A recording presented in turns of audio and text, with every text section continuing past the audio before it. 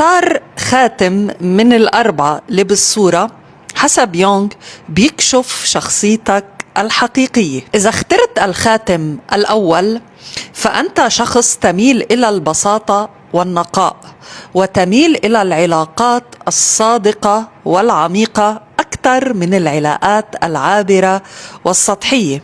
في علم النفس التحليلي البساطة لا تعني سذاجة، بل تشير إلى الشخص المتصالح مع ذاته، فهو لا يحتاج إلى المبالغة بالمظاهر لحتى الناس تشوفه، آخر همه أن يبهر الآخرين. إذا اخترت الخاتم الثاني فأنت شخص كريم ومعطاء، يعني العطاء عندك والتضحية في سبيل الآخرين بتوصل لدرجة أحيانا حتى ممكن إنك تعطي الآخرين أكثر مما تعطي لنفسك، وأن تضع احتياجات الآخرين فوق احتياجاتك.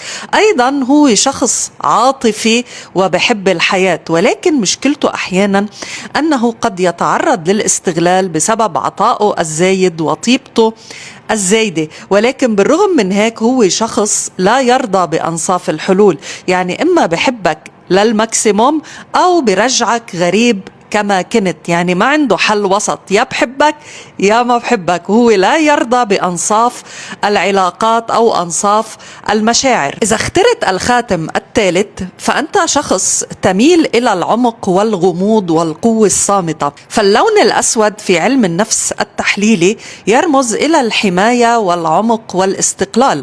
هو شخص بحب العلاقات العميقة، لذلك منلاقي عنده صديق أو صديقين كحد أقصى، يعني هو شخص انتقائي في علاقاته، بتهمه نوعية الصداقات أكثر من كميتها.